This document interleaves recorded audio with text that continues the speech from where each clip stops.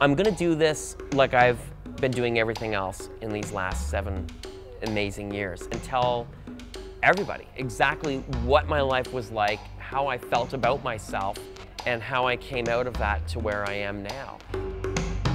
Running for my life is a very honest story. The transformation for me, it was almost like an epiphany, if you would. Like I was living a life that for me at that point was very destructive. I'm sitting there and I'm drinking these beers and I'm smoking these cigarettes and my life's going nowhere and I'm thinking, my God, I'm 30, is this it? I seem so out of control and out of touch even with myself. You know, how am I gonna make this change? What can I do to make a change? And it dawned on me the only thing I could control was my physical well-being. Quite literally, I had nothing to lose at that point. I had heard of ultra running. Obviously, I had adventure raced for a few years and got my feet and my appetite whetted for adventure sports. And at that point, I still didn't feel like I had a true identity even. Like there was issues with that. Like I didn't feel like I was an adventure athlete, I was a mountain biker, or I was anything. It was that article I read in my chiropractor's office, the way it was worded, the way it was written, it seemed so romantic and so mystical and so just incredible what these people were doing. Pushing their bodies way beyond physical limits and mental limits. I made the commitment to go. I made the decision in that article to go.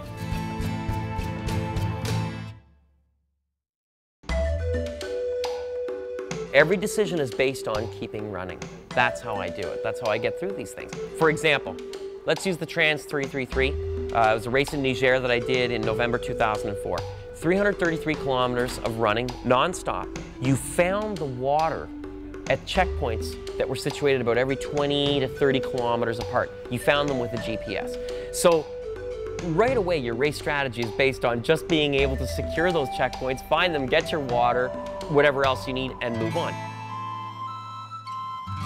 I could talk myself out of any one of these events. It's very easy to do. Look, in the Amazon, I had abscesses in my feet. It was my second, third race, something like that at that point. Nobody would have faulted me for stopping that race. They would have said, oh, we totally understand. I mean, the dude's feet are like roast beef. I had in front of me to make a choice, to either run or to stop. Every minute, every mile of every race, including when I'm injured.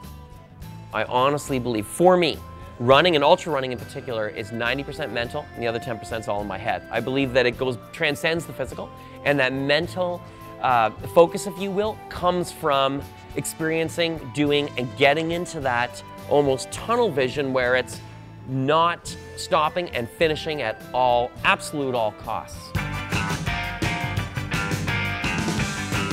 If you were starting out to run an ultra marathon, I would say, first of all, make the dream, set the dream, make the decision to do it, then set the goal and let your life live towards that. From a physical recipe standpoint, of course, there is, gradual increases in mileage and all these other things, but first of all and foremost, never be afraid to dream.